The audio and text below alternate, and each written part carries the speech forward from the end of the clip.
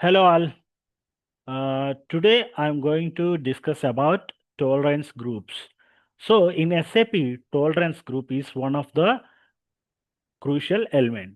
So what it will do is tolerance groups in SAP defines the financial limits and posting permissions for users to ensure controlling and secure in accounting operations. Okay, they are essential for maintaining compliances and minimize error in financial transactions. Okay, so for GL account clearing, tolerance groups define the limits within which difference are acceptable and automatically posted to predefined accounts.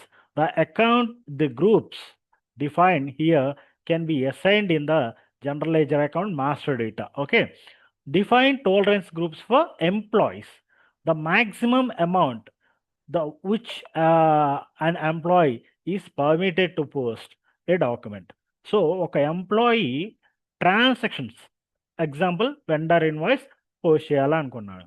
Vendor invoice post చేయాలనుకున్నప్పుడు so, అతనికి మనం ఎంత మటుకు permission okay. ఇప్పుడు L1, L2, L3 లేదంటే B1 position అని, లేదంటే associate position అని ఇట్లా ఉంటాయి గదా! సో, ఒక అసోసియేట్‌కి మనం ఎంత వరకు లిమిట్ ఇవ్వచ్చు? ఒక 10,000 ఇవ్వమని చెప్పిందనుకోండి company.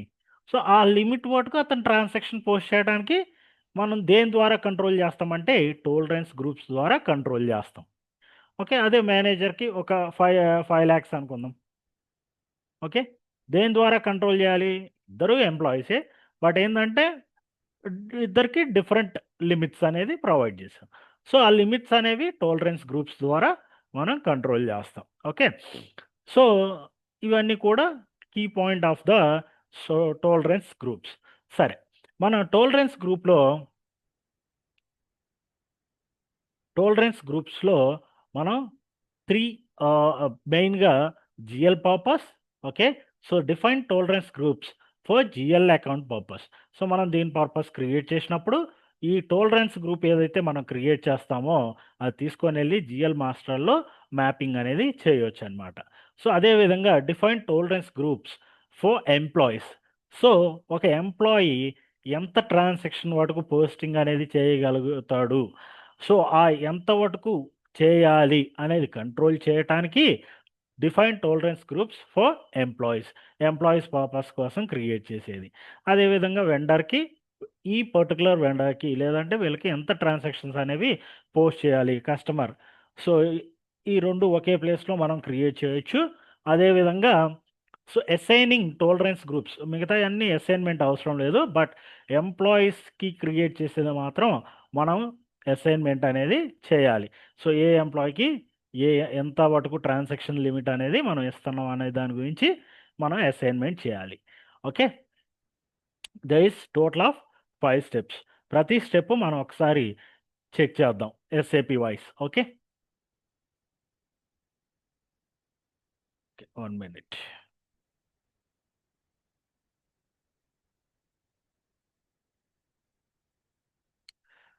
Okay.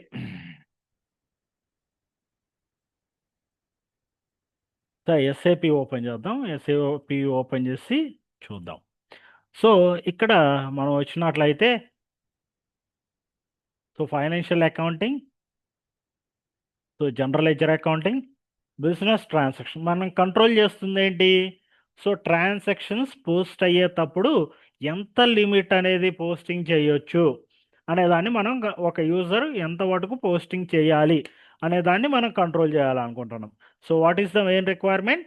So, we need to control how much a user can post. Okay. So, దాన్ని కంట్రోల్ చేయాలనుకున్నప్పుడు we want to control that one. So that here is the here we have GL postings. GL related postings చేసేటప్పుడు మనం కంట్రోల్ చేసేది ఇది. యూజర్‌కి కూడా చూద్దాం. Okay. So, financial accounting business open business transaction, open item clearing. So, define clear differences. Okay, define tolerance groups for the GL account. and tolerance groups for the employees. Assign user to tolerance groups. Okay, so ఇక్కడ click చేసి చూసుకున్నట్లయితే మనకి ఇది ఏ purpose అనేది create చేస్తున్నాం అనేది చూపించింది. So define tolerance groups for GL accounts. So check the tolerance group for GL accounts. For GL account clearing, tolerance groups define the limit within which difference are accepted and automatically post to predefined accounts. The groups defined here can be assigned in the general ledger accounts master record. ఇక్కడ create చేసింది ఏదైతే ఉందో మనం GL general ledger master డేటాలో assignment అనేది చేయాల్సి ఉంటుంది. So ఒకసారి FS00లోకి వెళ్ళి ఎక్కడ ఉందో అనేది చెక్ చేద్దాం. సో ఎక్కడికి వచ్చాను, sorry, select one of the GL account. So ఈ జిఎల్ అకౌంట్ అనేది ఎగ్జాంపుల్ పర్పస్ నేను సెలెక్ట్ చేసుకున్నాను. ఇక్కడికి వెళ్ళినాక authorization group, tolerance group. So ఇక్కడ అనేది మనం టాలరెన్స్ గ్రూప్ అనేది మెయింటైన్ చేయొచ్చు అనమాట. బట్ సో ఇది GL tolerance group. Okay, so define tolerance group for employees. Okay, employees purpose create చేసేది చూద్దాం. సో ఇక్కడ define tolerance groups for employees. Click here and check. మనం ఆల్రెడీ క్రియేట్ చేసాం, VAYT చూద్దాం. So this is our tolerance group which we created. So here మనం group అనేది create చేసాం, ఏ company కోడ్కి దీన్ని యూస్ చేస్తున్నాం అనేది చూపిస్తున్నాం. అదేవిధంగా ఏ కరెన్సీని మనం ఈ ట్రాన్సాక్షన్స్ అంటే ఈ పర్టికులర్ టాలరెన్స్ గ్రూప్ అనేది ఏ కరెన్సీ రిలేటెడ్ ట్రాన్సాక్షన్స్ని కంట్రోల్ చేయడానికి యూస్ చేస్తాం అనేది మెయింటైన్ చేసాం. Okay, upper limit for posting procedure. Okay, amount per the document. ఒక డాక్యుమెంట్కి ఎంత వరకు పోస్టింగ్ అనేది, ఎంత అమౌంట్ వరకు పోస్ట్ చేయొచ్చు అనేది లిమిటేషన్ అనమాట. So amount per open item account. So open items ఉంటాయి కదా, మనం ఓపెన్ ఐటమ్ మేనేజ్మెంట్ అక్కడ ఓపెన్ ఐటమ్ అనేది సెలెక్ట్ చేస్తాం కదా. సో లేదంటే ఓపెన్ ఐటమ్ క్రియేట్ చేసేటప్పుడు దానికి ఎంత వరకు లిమిటేషన్ అనేది మనం ఇవ్వాలి. ఇక్కడ సెలెక్ట్ చేసి చూద్దాం పర్పస్ ఏంటి అనేది. So the maximum amount posted per document, maximum permitted posting amount per document for the user. The posting amount is the total of all debit items or similar the total of all credit items. అంటే debit side credit side ఏదైనా మనకి ఒకటి consider చేస్తాం. ఇప్పుడు debit ఎంత amount ఉంది, credit ఎంత amount ఉంది అనుకో. ఇప్పుడు ఎట్లా అంటే డెబిట్ ఒక 100 రూపీస్, క్రెడిట్ ఒక 100 రూపీస్ పోస్ట్ చేస్తే యాక్చువల్గా ఏంటి, డెబిట్ క్రెడిట్ 2 ప్లస్ చేస్తే 200 అనుకో. సో అలా కాదనమాట, అలా కాదు. సో ఇక్కడ మనం లిమిట్ 100 అని పోస్ట్ చేస్తే, ఓకే, 100 అని చేస్తే మీకు డెబిట్ క్రెడిట్ 2 కూడా 100 ఉండొచ్చు దాంట్లో. అట్లా కాదనమాట లిమిటేషన్. ఓకే, సో అది కొంచెం గుర్తుపెట్టుకోండి. Okay, so amount per open items. Okay, ఇది ఒకసారి చూద్దాం. Okay, so maximum posting amount permitted per customer and vendor items for this user group. అంటే వెండర్కి సంబంధించిన లేదా కస్టమర్కి సంబంధించిన ట్రాన్సాక్షన్స్ పోస్ట్ చేసేటప్పుడు ఎంత వరకు లిమిట్ అనేది ఉండాలి. సో ఫస్ట్ది ఏం కంట్రోల్ చేస్తుంది, బేస్డ్ ఆన్ డాక్యుమెంట్. ఫస్ట్ది బేస్డ్ ఆన్ డాక్యుమెంట్, సెకండ్ది vendor or customer related transactions. Okay, గుర్తుపెట్టుకోండి.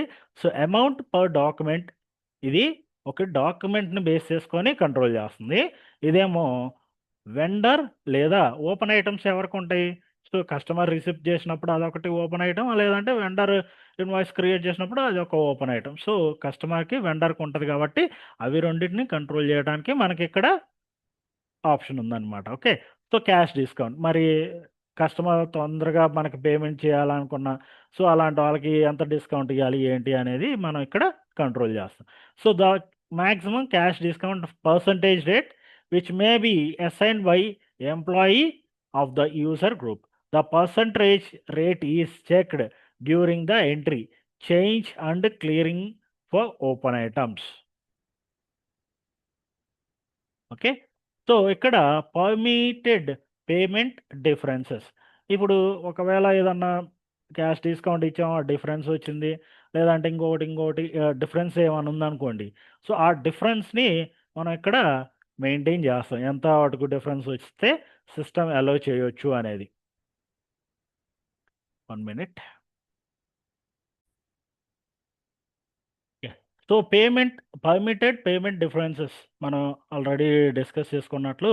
సో, ఒకవేళ ఏదన్నా డిఫరెన్సియేషన్ అంటే మనం యాక్చువల్‌గా ఎంత ఈ ఇప్పుడు కస్టమర్ రిలేటెడ్ రిసిప్ట్ ఒక 10,000 ఉందనుకోండి. ఒక రూ. 5 లేదంటే 9,995 అట్లా సంథింగ్ ఏదన్నా తక్కువ పేమెంట్ చేసి, సో, రిమైనింగ్ అనేది ఇవ్వలేదనుకోండి. సో, అలా ఆ రూ. 5 గాని లేదంటే ఒక రూ. 10 గాని ఏదన్నా ఇన్వాయిస్‌కి మనం అంటే పేమెంట్ రిసీవ్ చేసుకునేటప్పుడు వచ్చే డిఫరెన్సెస్‌కి ఎలో చేయటానికి మనం ఇక్కడ మెయింటైన్ చేస్తాం అనమాట. సో, ఒక 10,000కి ఒక రూ. 500 మనం లెస్ ఇచ్చాడనుకోండి. 9,500 ఇచ్చాడనుకుందాం. సో, ఆ డిఫరెన్స్ అనేది మనం ఇక్కడ మెయింటైన్ చేస్తే, ఆ డిఫరెన్స్ ఇప్పుడు వచ్చిన దానికి ఆళ్ళు పోస్టింగ్ అనేది చేయగలుగుతాం అనమాట. లేదంటే చేయలేం. సో, పర్సెంటేజ్ ఏంటి? ఇది ఎట్లా అంటే, ఇప్పుడు ఒకవేళ మీరు ఇక్కడ అమౌంట్ ఇచ్చారనుకోండి. ఓకే. పర్లేదు. లేదంటే ఒక 1% ఇచ్చారనుకోండి. ఒక 10,000 పేమెంట్ చేసేటప్పుడు ఒక ఇన్వాయిస్ 10,000 అనుకుందాం. అప్పుడు మనం 1% డిఫరెన్సెస్‌ని యాక్సెప్ట్ చేస్తాం అనుకుందాం. సో, 1% అంటే 10,000లో ఎంతొస్తది? రూ. 100 వస్తది. సో, ఆ రూ. 100ని అది ఆ డిఫరెన్స్‌ని మనం పోస్ట్ చేయటానికి అలౌ చేసిద్ది సిస్టమ్. ఓకే. సో, ఇక్కడ మనం 1% అని చేస్తే ఇప్పుడు రూ. 10,000 ఇన్వాయిస్. బట్ ఏందంటే మనకి పేమెంట్ రిసిప్ట్ అయితుంది 9,900. ఆ రూ. 100 డిఫరెంట్ అనేది సిస్టమ్ యాక్సెప్ట్ చేసిద్ది. ఎందుకంటే ఇక్కడ మనం రూ. 1% అనేది పెట్టాం కాబట్టి. సేమ్ అదే విధంగా ఇదేంటి కస్టమర్స్‌కి ఇది వెండర్స్ రిలేటెడ్ ట్రాన్సాక్షన్స్‌కి. Okay. So, as of now నేను అలో చేయట్లేదు ఎలాంటి డిఫరెన్సెస్. సో, నేను మొత్తం ఎంప్టీగా మెయింటైన్ చేసా. If you want to maintain you can maintain it. That is not an issue. అదే విధంగా cash discount adjustments. So, based on ఈ పేమెంట్ టర్మ్స్ వల్ల సిస్టమ్ ఏం చేసిద్దంటే it will determines which account the difference should be posted. Typically a cash discount or revenue adjustment account. ఏ అకౌంట్‌కి మనం ఎంత క్యాష్ డిస్కౌంట్ అడ్జస్ట్‌మెంటు దేనికెళ్ళాలి? ఏంటి అనేది.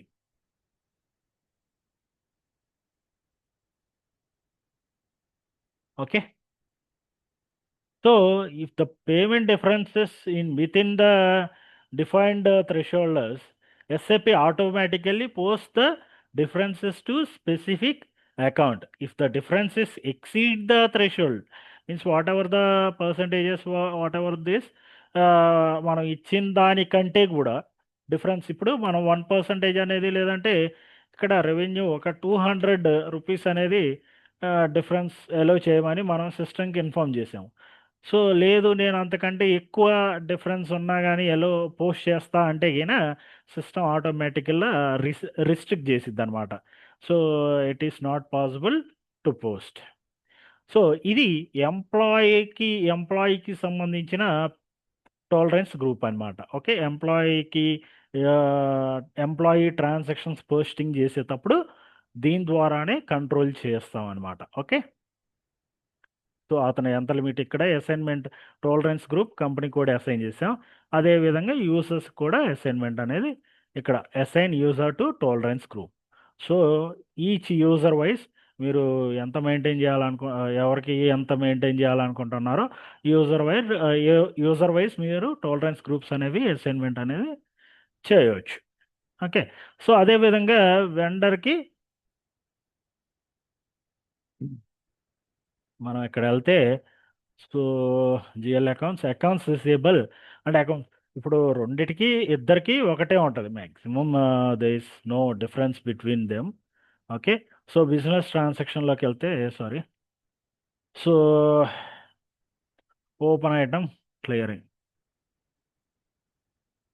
differences. So define tolerance for customer and supplier both same. దాంట్లో అయినా చేయొచ్చు, దీంట్లో అయినా చేయొచ్చు, పెద్ద డిఫరెన్స్ ఏమన్నా. సో ఇక్కడ మీరేంటంటే పర్మిటెడ్ ఈ పర్టికులర్ ఏ వెండర్స్కి ఏదైనా డిఫరెన్సియేషన్ అనేది పోస్ట్ చేయాలి అనుకుంటున్నారు అనుకోండి. సో దాన్ని ఇక్కడ ఆ డిఫరెన్సియేషన్ ఎంత ఉంటే పోస్ట్ చేయొచ్చు. ఓకే, సేమ్ మనం ఇందాక డిస్కస్ చేసుకున్నట్లే ఎంత వరకు డిఫరెన్సెస్ని అలో చేస్తాం అనేది. So permitted payment differences for automatic right of. So ఆటోమేటిక్గా ట్రాన్సాక్షన్స్ పోస్టింగ్ జరిగేటప్పుడు ఒకవేళ మీరు మెయింటైన్ చేస్తే ఆటోమేటిక్ పేమెంట్స్ కానీ రిసిప్ట్స్ కానీ లేదంటే జరిగేటప్పుడు వాటికి సంబంధించి ట్రాన్సాక్షన్ అనేది పోస్టింగ్ అనేది అలో చేసిద్ది. ఇప్పుడు నేను ఇక్కడ 10% చేశాను. ఇక్కడ పీలో కానీ లేదంటే ఓటీసీలో కానీ ఆటోమేటిక్గా ప్రాసెస్ అనేది జరిగిద్ది. అలాంటప్పుడు ఏదన్నా వాటిల్లో డిఫరెన్స్ వస్తే ఆ డిఫరెన్స్ దీని మీద డిపెండ్ అయ్యి పోస్టింగ్ అయ్యింది. ఒకవేళ ఇక్కడ ఏం మెయింటైన్ చేయలేదంటే డిఫరెన్స్ అనేది అలో చేయదు. Okay, specification for posting residual items for payment differences. So payment terms for invoices.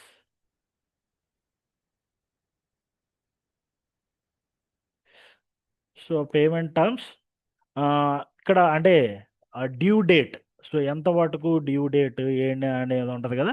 So tolerance ఒకవేళ సెట్ చేస్తే మనం టోలరెన్స్ పేమెంట్ టర్మ్స్ అనేది మెయింటైన్ చేస్తే దాన్ని బేస్ చేసుకొని డ్యూ డేట్స్ అనేవి చెక్ చేసుకుంటుంది అనమాట. Only grant partial cash discounts. ఇప్పుడు పేమెంట్ టర్మ్స్ని మనం కన్సిడర్ చేసి క్యాష్ డిస్కౌంట్స్ అనేవి చెక్ చేయాలా లేదంటే నార్మల్గా only grant partial cash discounts అంటే కొంతవరకే పర్మిషన్ చేయాలా. Tolerance for payment advisers. So payment advisers అంటే స్పెషల్ జిఎల్ ట్రాన్సాక్షన్స్ పోస్ట్ చేసేటప్పుడు ఎంతవరకు పోస్ట్ చేయాలి, దానికి ఏంటి అనేది. ఓకే, సో ఇవన్నీ ఒకసారి ఏం చేస్తారంటే మీరు ఫీల్డ్ బై ఫీల్డ్ ఒకసారి వెళ్ళండి. సో దాన్ని బట్టి మీకు క్లారిటీ అనేది వస్తుంది. ఇది వెండర్ కస్టమర్ రిలేటెడ్. సో మనం మెయిన్గా ఏం మెయింటైన్ చేయాలంటే tolerance group for employees. So ఇది ఒకటి మనం మెయిన్గా చూసుకోవాల్సి ఉంటుంది. సో అది మీరు ప్రాక్టీస్ పర్పస్ అది అనేది చేయొచ్చు అనమాట. సో కాన్ఫిగరేషన్ స్టెప్స్ ఇవే, ఎంతకంటే కాన్ఫిగరేషన్ స్టెప్స్ ఇంకేం లేవు. సో ఇక్కడే మీరు కాన్ఫిగర్ చేయాల్సింది ఆల్రెడీ స్టాండర్డ్ అనేవి ఆల్రెడీ ఉంటాయి. సో మీరు ఎనీ స్టాండర్డ్ వన్ అనేది తీసుకొని సో మీరు ఒకసారి చెక్ చేసుకోండి. Okay, you can change whatever. So by changing that you can understood what impact it is going to be create. So ఎలాంటి ఇంపాక్ట్ని క్రియేట్ చేసిద్ది అనేది మీకు అర్థమైంది. Okay okay, so today I'm closing this class. Okay, again will connect tomorrow.